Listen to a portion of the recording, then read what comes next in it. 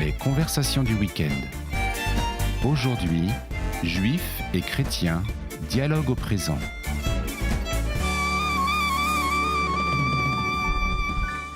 Chers auditeurs de KTO Radio, bonjour.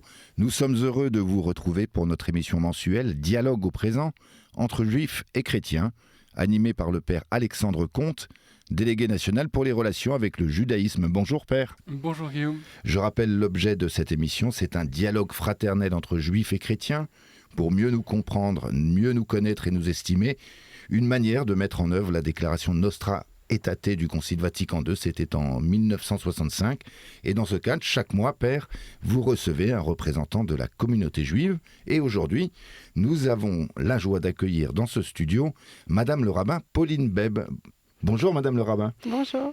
Alors, vous avez 60 ans, vous êtes la première femme à avoir reçu l'ordination rabbinique en France, après avoir suivi vos études rabbiniques au Leo Baeck College de Londres. C'était entre 1985 et 1990.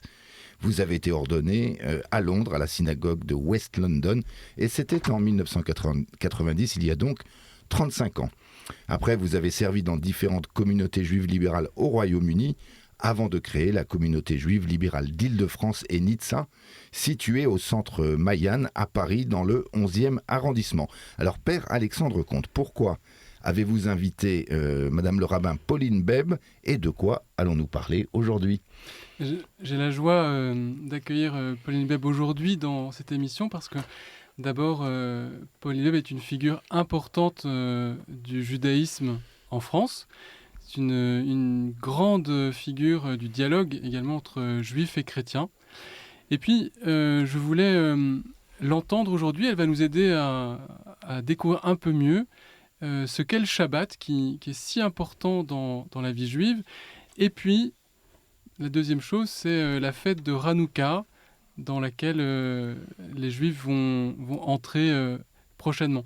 Donc on aura 3 parties.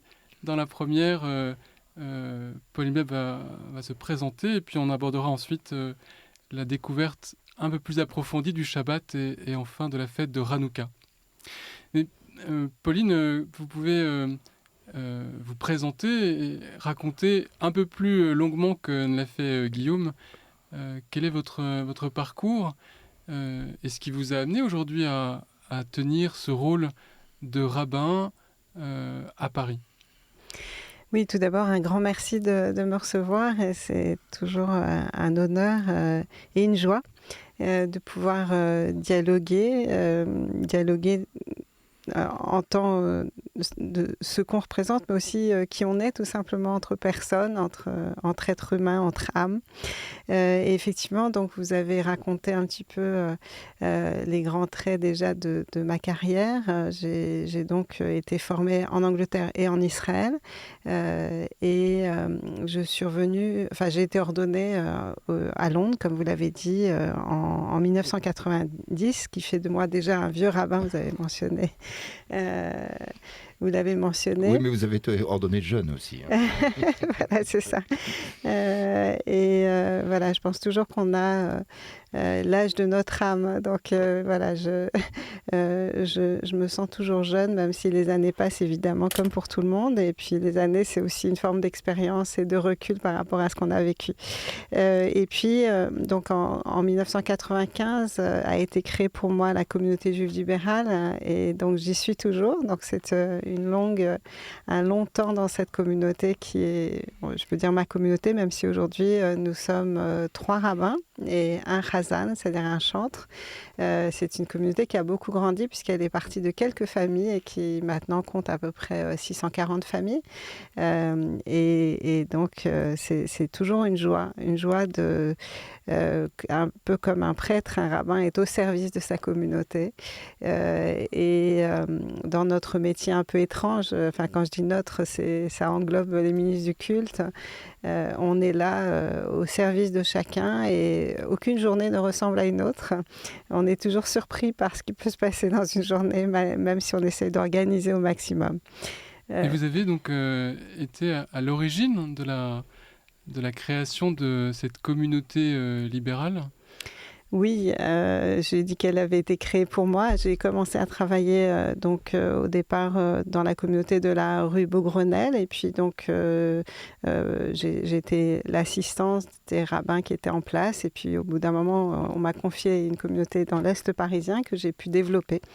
Et puis cette communauté a été créée par quelques personnes qui ont souhaité me soutenir. C'était pas facile les débuts du rabbinat féminin. Vous imaginez bien que même dans un milieu libéral, ça n'était pas de l'ordre de l'évidence parce qu'on avait beau annoncer l'égalité des hommes et des femmes, être confronté à une femme dans un poste de leadership et religieux, ce n'était pas évident. Mais voilà, les choses se sont faites ainsi. 95 a été l'année à la fois de la création de cette communauté et l'année où j'ai eu mon premier enfant, ma première fille, qui me dit toujours, voilà, je t'ai offert pour ma naissance un cadeau qui était ta communauté. Et donc, nos enfants ont grandi avec la communauté. En tout cas, si je reviens sur le rôle d'un rabbin dans sa communauté, il est vraiment très semblable à celui du prêtre, même si les outils sont différents, la grammaire est différente, mais évidemment, il y a les fêtes juives dont nous allons parler dans quelques instants. Mais c'est accompagner les personnes de la communauté depuis la naissance jusqu'à la mort, c'est être présent dans les moments difficiles de leur vie, c'est essayer de donner du sens tout simplement à chaque acte quotidien, enseigner, participer à des émissions de radio, mais enseigner, c'est-à-dire l'enseignement formel et informel, et il est là, il est présent tous les jours, et puis organiser aussi des activités pour la communauté. En tout cas, on peut dire une vocation. C'est Troya qui disait avoir sa passion comme métier, c'est ça la vocation. Donc chaque jour, je suis heureuse de me lever, de me dire voilà, qu'est-ce que cette journée va m'apporter, en quoi je vais pouvoir aider mon prochain tout simplement. J'imagine que comme ce que nous pouvons vivre comme prêtres, aucune rencontre n'est superficielle, et en étant présent pour les moments les plus importants de la vie, les moments heureux comme les moments douloureux, ça donne de partager ce qu'il y a de plus important dans la vie de chacun. Mais vous parlez d'une vocation. Est-ce que vous avez vécu la démarche pour devenir rabbin comme un appel de Dieu ? Non, on en plaisante toujours entre rabbins parce que c'est rare que on ne sait pas très bien comment Dieu nous parle et s'il n'y a pas de la friture sur la ligne, mais voilà, moi je l'ai ressenti. Pour chacun c'est différent, mais moi je l'ai ressenti à travers une passion des textes. J'ai étudié, donc j'ai grandi à la synagogue de la rue Copernic, qui était la première synagogue libérale créée en 1903. Et j'ai eu comme professeur notamment Colette Kessler, qui était vraiment très engagée dans les amitiés judéo-chrétiennes de mémoire bénie. Et c'est elle qui m'a enseigné les textes et j'ai été passionnée à l'âge de 16 ans à peu près par à la fois l'étude des textes et la philosophie. Et je me suis dit, c'est le métier de rabbin qui me permettra de vivre ces textes, de les transmettre. Et après, je me suis rendu compte que c'était aussi mes parents qui m'ont transmis cet amour de l'autre. Et ma mère était avocat et mon père médecin, et tous les deux, ils étaient au service de l'humain. Et finalement, c'est le troisième métier. Donc, à part le droit et la médecine, c'est donc la religion qui aussi accompagne l'humain et qui permet d'être, comme je disais tout à l'heure, au service de l'autre. Et donc, à l'adolescence, vers 16-17 ans, les choses étaient assez claires. Vous dirigiez vers... Oui, le rabbinat, c'était pas évident parce qu'il n'y avait pas de rabbin femme en France. Donc, j'ai été élevée de manière complètement égalitaire. Mes parents m'ont dit, ce que tu veux faire, tu peux le faire. Mais quand j'ai dit ce que je voulais faire, ils m'ont dit, mais tu es sûre ? Mon père m'a dit, tu vas soulever des montagnes.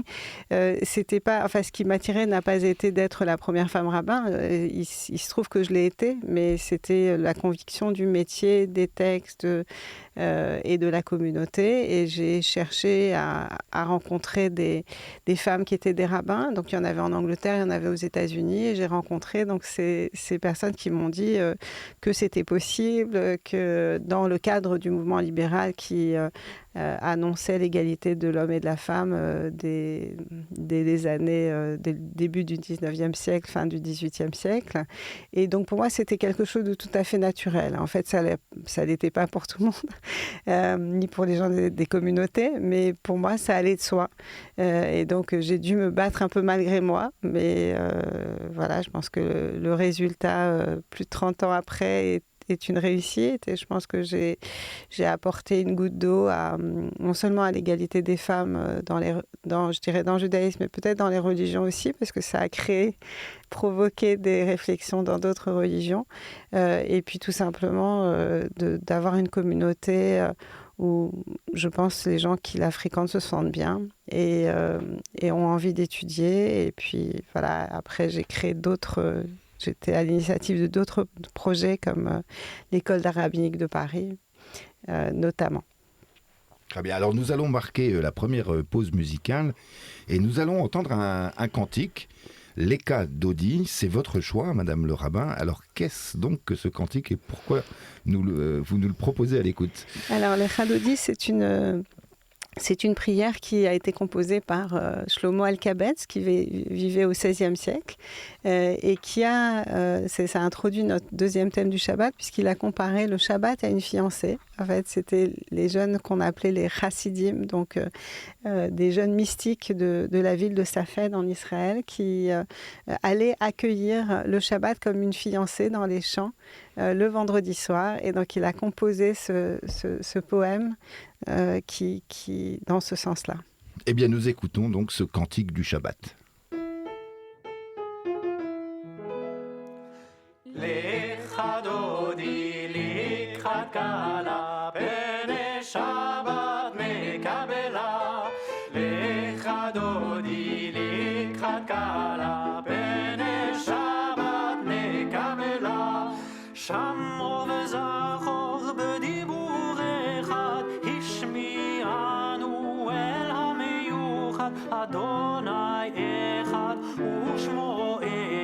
לשם ולתפארת ולתהילה, לאחד דודי לקחת קלה, פני שבת מקבלה. לאחד דודי לקחת קלה, פני שבת מקבלה. לקראת שבת לכו ונלכה, כי מכוח הברכה מראש מקדם נסוכה, סוף מעשה במחשבה תחילה. לך דודי לקחת קלה, פני שבת מקבלה. לך דודי לקחת קלה, פני שבת מקבלה. מקדש מלכים מלוכה, קומיצים מתוך החפיך, רב לך שבט במקבך, והוא יחמוד עלייך חמלה. לך דודי לקחת קלה, פני שבת מקבלה. לך דודי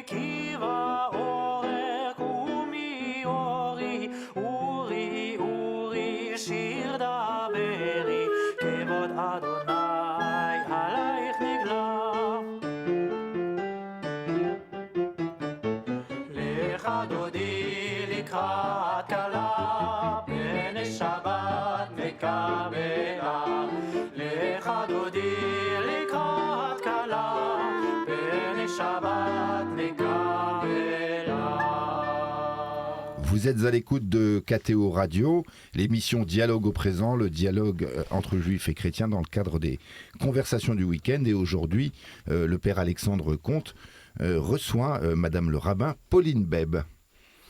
Alors, je serais très heureux maintenant que, Pauline, vous puissiez nous dire quelle est l'importance du Shabbat dans la vie juive.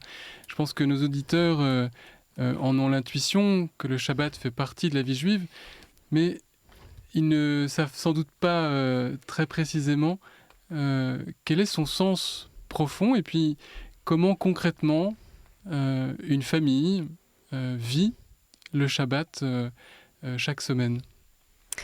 Oui, alors quand on interroge nos étudiants sur le Shabbat, on leur dit mais quelle est la fête la plus importante? Et souvent ils répondent c'est le jour du pardon, c'est Yom Kippour ou c'est Rosh Hashanah, le Nouvel An. Et en réalité, on leur dit non, la fête la plus importante c'est le Shabbat. Et souvent ils comprennent pas, ils disent mais elle intervient régulièrement puisqu'elle intervient toutes les semaines. Et on dit oui, et il y a un principe talmudique qui est de dire entre ce qui est exceptionnel et ce qui est régulier, il faut préférer le régulier. Alors, c'est rare comme concept, puisque l'être humain, en général, fait plus attention à des événements exceptionnels comme les anniversaires, comme des retrouvailles. Mais le judaïsme dit au contraire non, c'est ce qui revient régulièrement qui est plus important. Et on voit que dans toutes les relations humaines, ce qui revient est une attention qui est toujours la même et quelque chose qui reste pour toujours. Alors, après cette introduction sur le mot Shabbat, déjà, veut dire cesser, s'arrêter, voire se reposer. Et on apprend l'idée du Shabbat en lisant les premiers versets de la Genèse où il est question de la création du monde, où on nous dépeint Dieu en train de créer le monde en égrenant chaque jour du 1er au 7e jour, plutôt au 6e, puisque la création, l'œuvre de la création, ce qu'on appelle Maaseh Bereshit, l'œuvre de la création s'arrête au 6e jour, une fois que l'être humain est créé. Et lorsque les rabbins demandent pourquoi l'être humain est créé le 6e jour, et la réponse du Midrash, c'est-à-dire que des écrits rabbiniques, c'est de dire pour qu'il puisse participer à un repas de fête dès sa naissance. Et le repas de fête, c'est précisément celui du Shabbat, qui commence le vendredi soir et qui se termine le samedi soir. Et comment comprendre le sens du Shabbat dans le récit de la Genèse, dans le récit théologique de la création? Qu'est-ce que Dieu veut faire? Qu'est-ce qu'il veut dire? Qu'est-ce qu'il veut proposer aux hommes en instituant ce Shabbat? Alors, loin de moi de vouloir parler au nom de Dieu, mais on va essayer de dire ce qu'on peut comprendre de cela. En tout cas, dans la Genèse, il y a 3 récits de la création qui proviennent peut-être de sources différentes, ça c'est ce que dit la critique biblique, mais on peut y voir aussi une unité dans le fait que ces 3 textes étaient mis ensemble. En tout cas, le premier, très clairement, nous présente le Shabbat un peu comme si on avait une caméra on s'approche de plus en plus un crescendo, et le Shabbat vient couronner la création. Et d'ailleurs, c'est intéressant parce que quand la Bible a été publiée, et que ce sont donc des éditeurs chrétiens qui ont publié la Bible, ils ont introduit une césure de chapitre, donc le chapitre 2, juste avant le Shabbat. Et donc, on ne sent pas, en fait, quand on lit en français ces textes, on ne sent pas que le Shabbat vient couronner la création. Bien sûr, il y avait une polémique judéo-chrétienne derrière tout ça, et le fait de vouloir définir différemment le Shabbat pour les chrétiens. Mais donc, il y a cette césure, alors que lorsque on lit en hébreu, il y a effectivement un paragraphe qui est mis en exergue, si on peut dire, par des espaces. Mais le Shabbat est véritablement le couronnement de la création. Et d'ailleurs, le rabbin Abraham Heschel, qui était un grand rabbin philosophe américain, qui a écrit un livre qui s'appelle « Les bâtisseurs du temps », qui justement explique le Shabbat. Le nom du livre est le Shabbat en anglais. C'est un ouvrage qu'on peut recommander aux auditeurs. Absolument. Je crois qu'il est toujours publié aux éditions de Minuit. Voilà, je peux vous en faire une toute petite citation. Qu'est-ce que le Shabbat, dit-il? L'esprit dans le temps, par notre corps nous a par notre corps, nous appartenons à l'espace, notre esprit, notre âme prennent leur essor vers l'éternité, aspirent au sacré.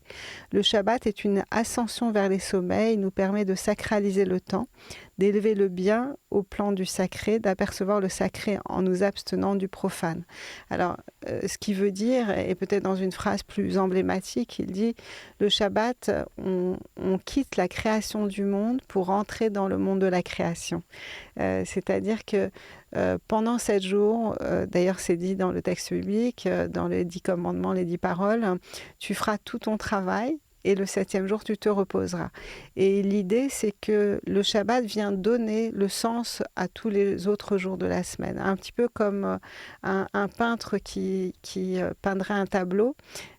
Il a besoin de temps en temps de prendre du recul et de regarder son œuvre et de pouvoir y réfléchir pour reprendre un peu son souffle. Aujourd'hui, en tout cas dans les pays occidentaux, le fait de s'arrêter un jour par semaine, c'est quelque chose d'acquis. Après, chaque religion a choisi un autre jour. Pour les chrétiens, c'est le dimanche. Pour les musulmans, c'est le vendredi. Et pour les juifs, c'est le samedi, ce qui rend les conférences interreligieuses un peu compliquées à organiser. Mais c'est cette idée qu'il faut souffler, il faut respirer. Comme Dieu l'a fait, justement, c'est la doctrine qu'on appelle d'imitatio Dei en latin, donc d'imitation de Dieu. Dieu fait quelque chose et l'être humain doit imiter Dieu dans cette cessation du travail. Et c'est particulièrement important aujourd'hui où, surtout par les outils de communication, on est sans cesse sollicité, la vie ne s'arrête pas. Et là, on a une journée qui va avoir un autre goût, une autre saveur, puisqu'on va essayer, en tout cas pour beaucoup de juifs, de ne pas ouvrir les ordinateurs, de ne pas répondre au téléphone, d'être un peu coupé de tous ces objets électroniques, d'une forme de communication et d'avoir d'autres activités que celles de la semaine. C'est une bénédiction d'avoir ce temps pour prendre du recul, pour regarder la finalité, la profondeur de ce que nous faisons de façon habituelle, et plus profondément, comme vous le dites, de pouvoir entrer dans le regard de Dieu, de pouvoir ne pas rester au niveau de notre propre regard d'homme, mais de pouvoir nous élever au regard de Dieu sur toute chose. Mais concrètement, vous l'avez un petit peu évoqué déjà, concrètement, comment ça se passe pour vivre le Shabbat? Quand est-ce qu'on entre en Shabbat? Qu'est-ce qu'on fait concrètement? Qu'est-ce qu'on ne fait pas? Qu'est-ce qu'on mange? Qu'est-ce qu'on chante? Comment on prie? Alors, le Shabbat commence le vendredi soir, souvent par l'allumage de 2 bougies. Qui symbolise des choses très différentes. Il y a beaucoup d'explications.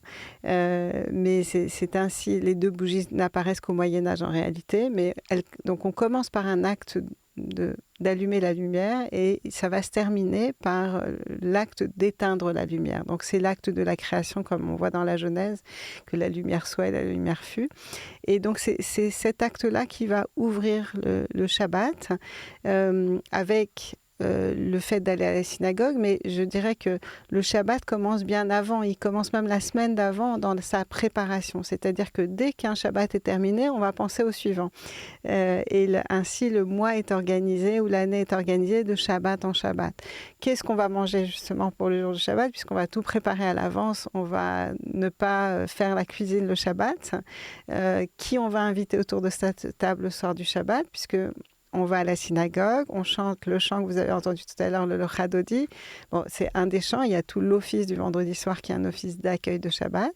On va dire une prière qui s'appelle le Kiddush, qui est la sanctification du nom de Dieu à propos du vin ou du jus de raisin. Il y a aussi des pains spéciaux qui s'appellent les chalot, qui sont des pains nattés que soit on fait chez soi, soit qu'on achète. En fait, on va essayer de rendre tout kadosh, c'est-à-dire différent. Et le mot kadosh, on le trouve pour la première fois, qu'on traduit souvent par saint.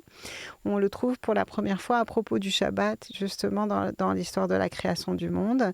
Et donc dans le judaïsme, on va non pas sacraliser l'espace, mais on va rendre le temps saint ou différent.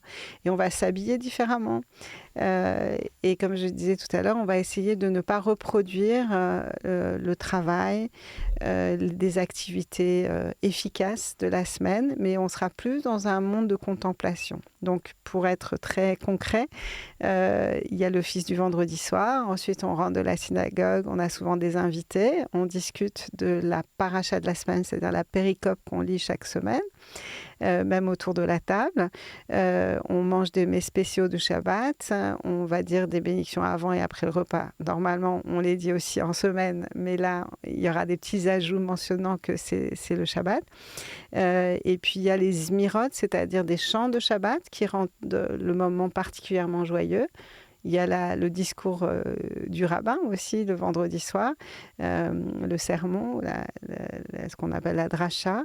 Le samedi matin, un office à nouveau qui est très important parce qu'il va y avoir la lecture de la Torah publique. On va parfois la commenter. Aussi des chants particuliers de Shabbat. Et puis l'après-midi de Shabbat, c'est ce qu'on appelle Shabbat Menucha, c'est-à-dire on se repose, où on se promène à l'extérieur, où on va avoir des gens qui sont seuls. Et on peut avoir un goûter particulier aussi, qui va être un repas supplémentaire de Shabbat jusqu'au samedi soir, où on va essayer de se consoler du départ de Shabbat en respirant des parfums, parce qu'on dit que l'âme est triste. Enfin, on a une âme supplémentaire, le Shabbat, qui s'en va à la fin du Shabbat, et on doit se consoler de son départ. C'est magnifique, hein. Mais on voit bien dans ce que vous décrivez combien les sens sont sollicités et que ce supplément d'âme n'est pas désincarné. Au contraire, pour l'accueillir, et c'est toute la culture biblique qui nous fait découvrir cela, pour accueillir ce supplément d'âme, il faut aménager de la nourriture que l'on va goûter, des habits, des objets particuliers. Comment est-ce que ça se déploie si concrètement? Qu'est-ce qu'on va mettre en place? Vous l'avez évoqué rapidement avec, par exemple, des habits de fête pour le Shabbat.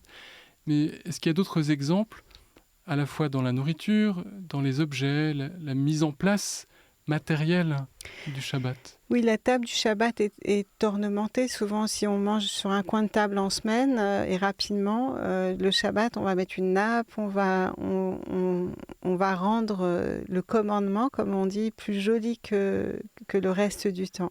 Et ça demande bien sûr une préparation, comme le fait d'inviter des gens autour de la table. Et puis après, il y a des plats spécifiques selon l'origine des Juifs. Il y a des plats qui cuisent longtemps, qu'on laisse sur une plaque chauffante et qui vont cuire pour ne pas avoir à recuisiner le lendemain matin. Alors après, il y a différentes pratiques. Il y a des personnes traditionnalistes qui n'utilisent pas l'électricité le jour du Shabbat.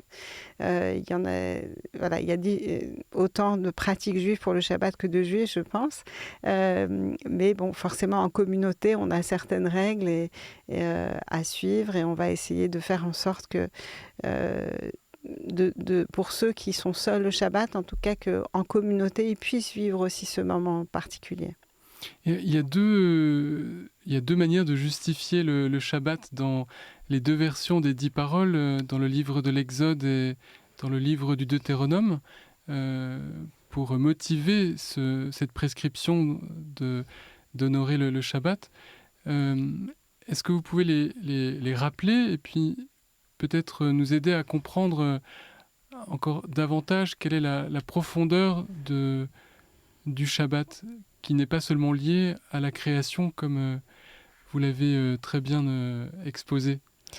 Oui, alors effectivement, il y a deux versions des 10 paroles dans la Torah, l'Exode et le Deutéronome. Probablement celle du Deutéronome est un peu plus tardive que celle de l'Exode, puisqu'elle inclut aussi le fait que le serviteur et la servante ne doivent pas travailler.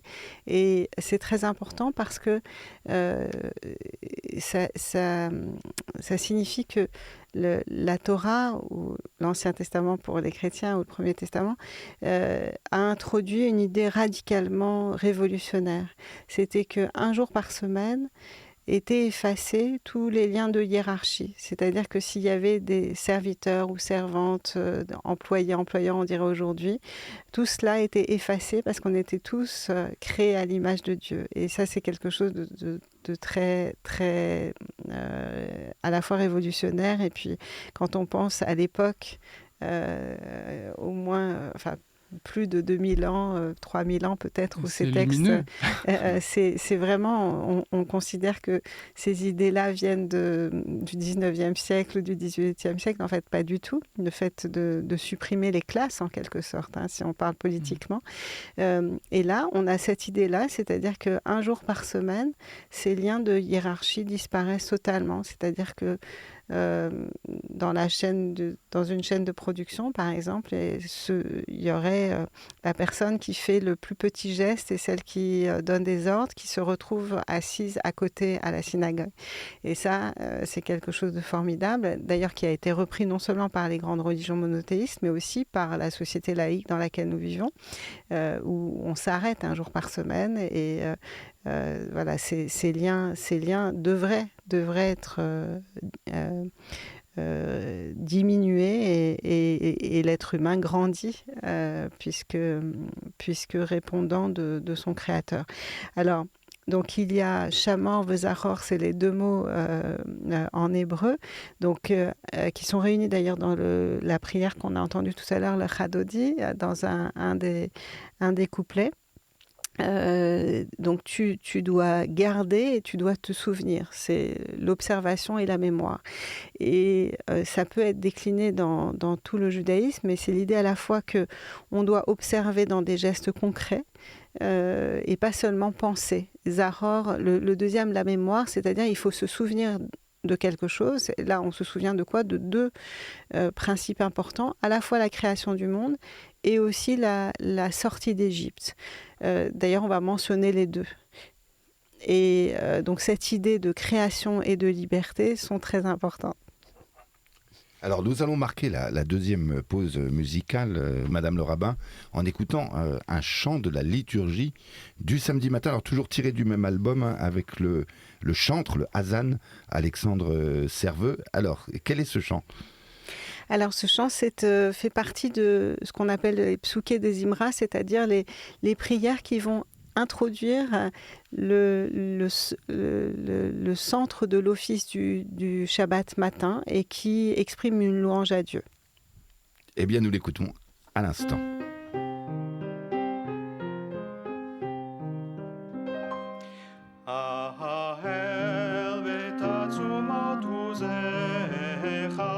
הגדול ברבות שמך,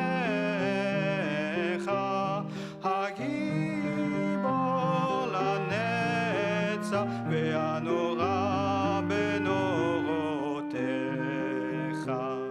המלך היושב על כיסא רם ונישא, שורד עד מרום וקדוש שמו וכתוב רננו צדיקים באדוני, לישרים נאווה תהילה, בפי ישרים תתרומם, ובשפתי צדיקים תתברך, ובלשון חסידים תתקדש, ובקרב קדושים תתהלל, ישתבח שמך לעד מלכנו. האל המלך הגדול והקדוש בשמיים ובארץ, כי לך נאה אדוני אלוהינו ואלוהי אבותינו ואימותינו. שירו שבחה הלל וזמרה וזומם ממשלה, נצח גדולה וגבורה, תהילה ותפארת, קדושה ומלכות, ברכות והודעות מעתה ועד עולם, ברוך אתה אדוני, אל מלך גדול בתשבחות, אל ההודעות, האדון הנפלאות, הבוחר בשירי זמרה, מהלך אל חיי העולמים. Vous êtes à l'écoute de l'émission Dialogue au présent, le dialogue entre juifs et chrétiens sur KTO Radio. Et aujourd'hui, le père Alexandre Comte, délégué national pour les relations avec le judaïsme, reçoit Madame le rabbin Pauline Beb de la communauté juive libérale d'Île-de-France. Vous nous avez fait entendre la merveille que constitue le Shabbat, le bienfait pour la vie de la communauté, en développant bien le rapport à la création, à sa finalité. Et puis, vous avez également évoqué, à partir du Deutéronome, le fait de se souvenir de la libération d'Égypte, qui est aussi une source importante de sens pour vivre le Shabbat. Est-ce que vous pouvez nous en dire un peu plus ? Oui, bien sûr, mentionner la sortie d'Égypte, c'est très important parce que c'est un événement fondateur de la constitution du peuple hébreu.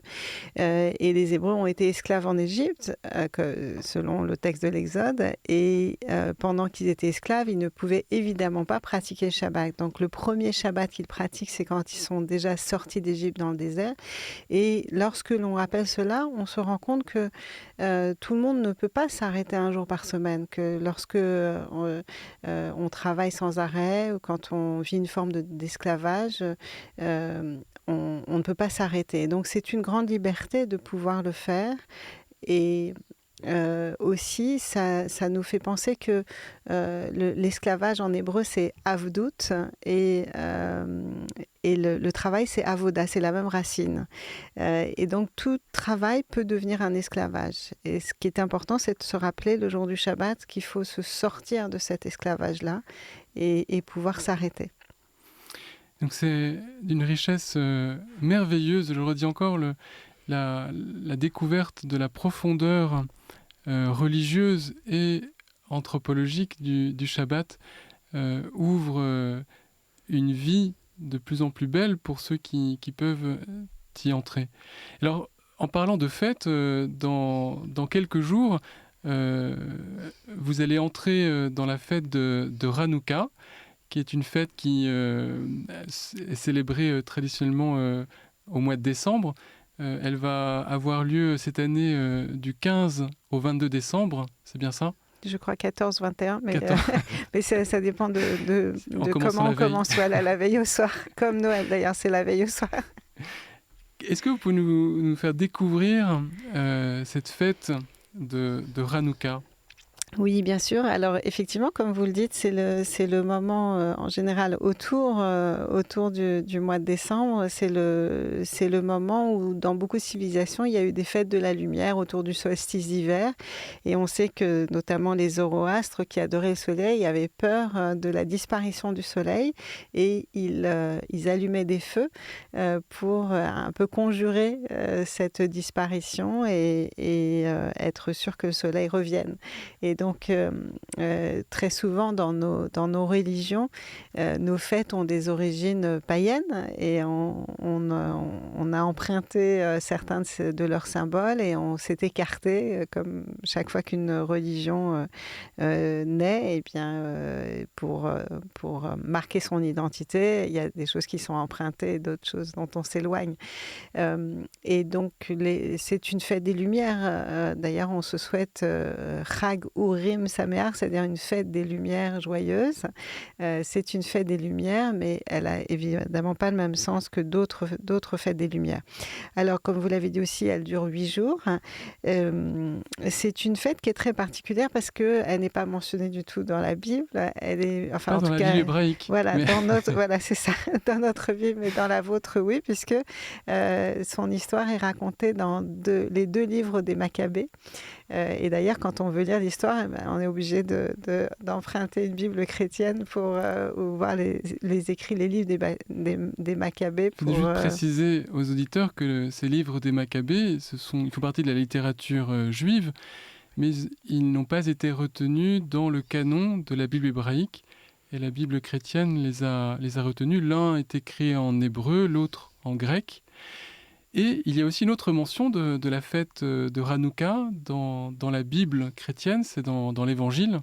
Dans l'Évangile selon Saint Jean, on raconte que Jésus vient à Jérusalem à l'occasion de la fête qui s'appelle pas Hanouka dans l'Évangile, mais la fête de la dédicace, qui correspond à cette fête qui est toujours en vigueur dans le judaïsme. Oui, tout à fait. Et d'ailleurs, la dédicace, le mot Hanouka signifie inauguration ou dédicace. C'est une période très intéressante parce que on se pose toujours la question, mais pourquoi tel ou tel livre fait partie du canon biblique juif ou pas? Quels sont les livres qui ont été exclus? Donc, il y a une période comme ça de transition où certains ont été pris et d'autres pas. Et donc, d'ailleurs, le Talmud, qui date de... Enfin, la Mishnah de moins 200 à peu près à plus 200, et puis le Talmud qui a été écrit par la suite. C'est vraiment l'époque d'ailleurs où se passent les événements de Hanouka. Le Talmud se pose la question de savoir pourquoi tel ou tel livre fait partie du canon biblique ou pas en ces termes-là, mais ont été retenus dans les Sifrei Kodesh, les livres saints. Donc il y a eu des décisions qui ont été prises par les rabbins à l'époque. Alors, le livre des Maccabées, effectivement, est hors canon biblique juif, mais on peut bien sûr le lire. Il y a un certain nombre de sources que nous avons pour savoir ce qu'était Hanouka, notamment Flavius Joseph, historien du 1er siècle. Il y a Philon d'Alexandrie, il y a aussi un livre probablement rabbinique qui s'appelle la Megillah, le rouleau d'Antiochus. Enfin bref, il y a 5 ou 6 sources différentes, ou le livre de Judith aussi qui en parle. Donc, ce que l'on sait historiquement, c'est qu'il y a eu ce qu'on appelle la révolte des Maccabées. Pour simplifier vraiment l'histoire qui est très très compliquée, en fait, la Judée était sous le règne d'Alexandre le Grand et tout se passait bien. Et puis, petit à petit, ça s'est dégradé avec des souverains qui ont été de plus en plus hostiles au peuple juif. Là, on peut parler de juifs et plus d'hébreux, comme dans la Torah. Donc, de plus en plus hostiles jusqu'à ce qu'arrive un dirigeant qui s'appelait, donc gréco-syrien, qui s'appelait Antiochus IV. Et lui, il a décidé d'installer en quelque sorte l'hellénisme contre le judaïsme. Et là, il s'est créé, même au sein de la communauté juive, 2 partis. C'est très intéressant parce qu'on peut aussi y trouver des leçons pour chaque époque. Il y a eu les hellénistes qui étaient favorables à la culture grecque, qui voulaient s'assimiler, et les chassidim, donc les juifs dits pieux, qui eux résistaient à l'influence hellénique, et donc bataille entre ces 2 sections de la population.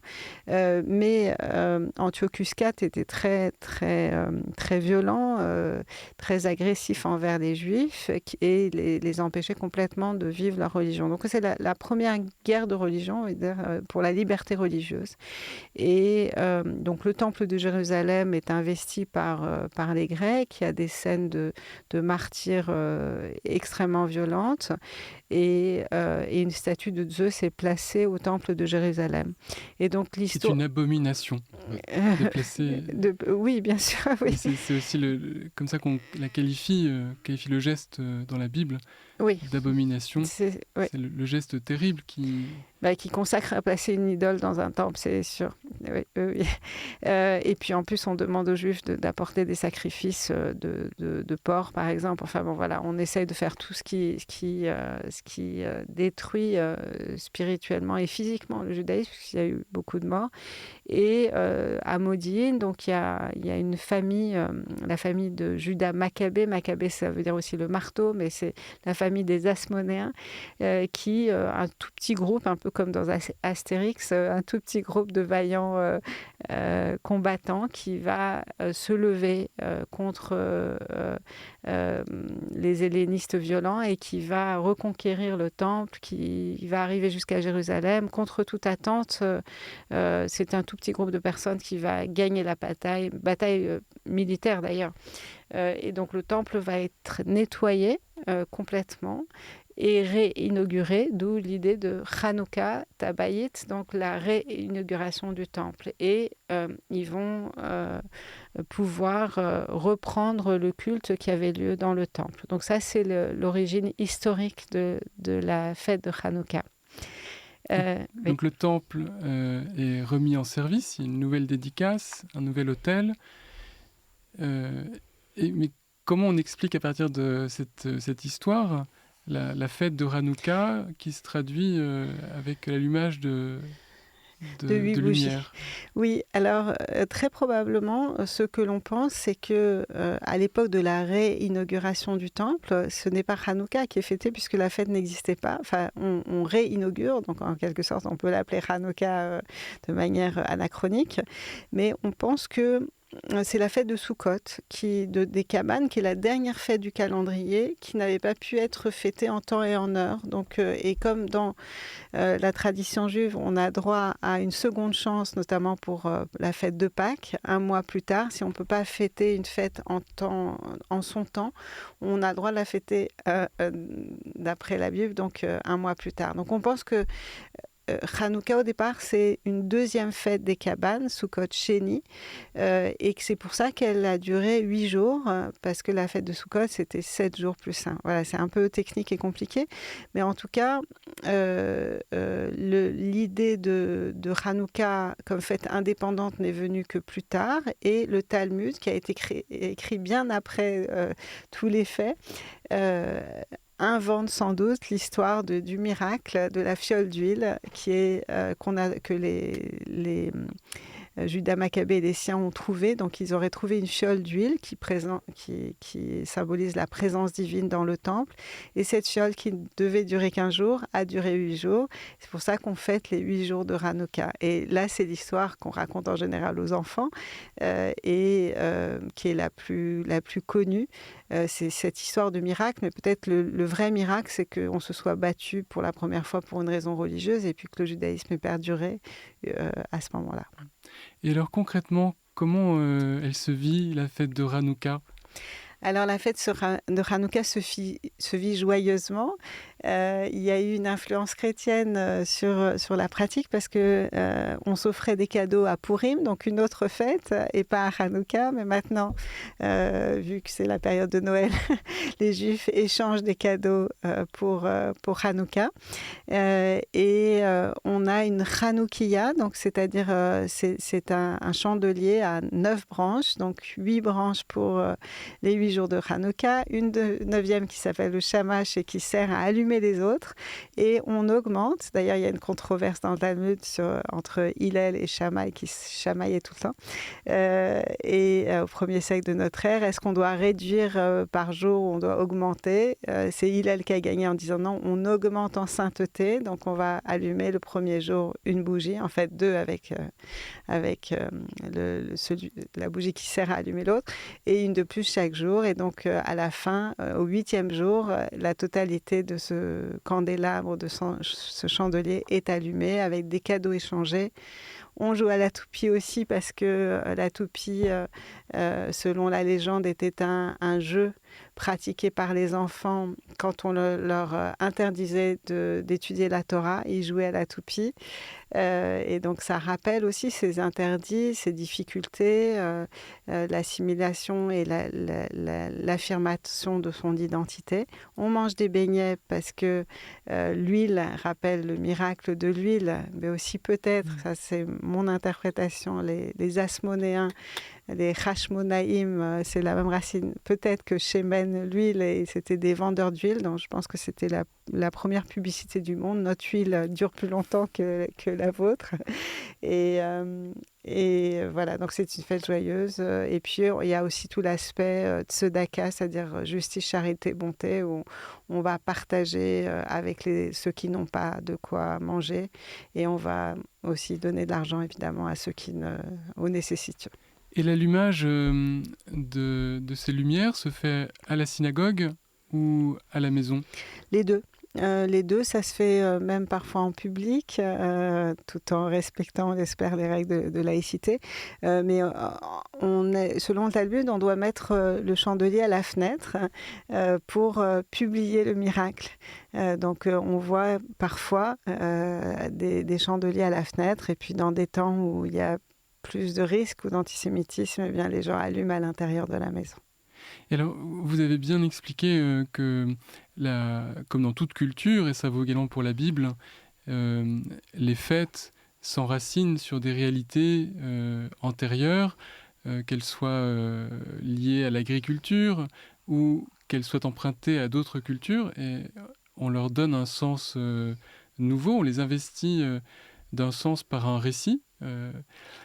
Et donc il y a une actualisation, on peut dire, dès le départ de la fête. Et comment est-ce que aujourd'hui, sachant cette origine historique que vous venez de rappeler de la fête de Hanouka, comment est-ce qu'on comprend le sens, quelle est sa portée?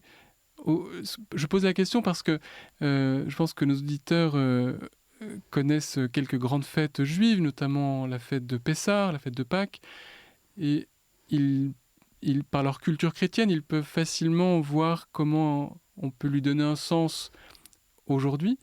Comment la fête de Hanouka peut être actualisée? Quel est le sens qu'elle porte aujourd'hui? Alors, les sens peuvent être multiples comme pour toutes les fêtes, mais on va essayer d'en isoler un ou deux. D'abord, la fête de la lumière, les rabbins chassidiques, mystiques disent il suffit d'une toute petite lumière pour éclairer une pièce obscure. Donc ça, je pense que c'est un message d'espoir qui nous tient. Dans un monde où parfois on voit plus d'obscurité que de lumière, et donc la lumière chasse l'obscurité. Donc c'est un message formidable d'espérance. Ensuite, c'est un message sur l'identité, et quand on est un petit groupe minoritaire dans une société majoritairement non juive, mais je pense que la question peut se poser pour d'autres religions dans d'autres lieux, c'est la différence entre l'assimilation et l'intégration. À partir de quel moment on perd son identité, et à partir donc jusqu'où faut-il s'intégrer, et qu'est-ce qui fait qu'on va rester garder notre différence? Faut-il garder notre différence? Et si on y tient, moi j'y tiens, et comme les rabbins y ont tenu de tout temps, parce qu'elle a un message à apporter. Alors comment être en minorité dans une société majoritaire qui peut être parfois hostile ou pas, mais comment transmettre autour de nous? Et c'est une fête de la transmission, de même qu'on allume une lumière. Les rabbins disent on va passer la lumière d'une bougie à l'autre.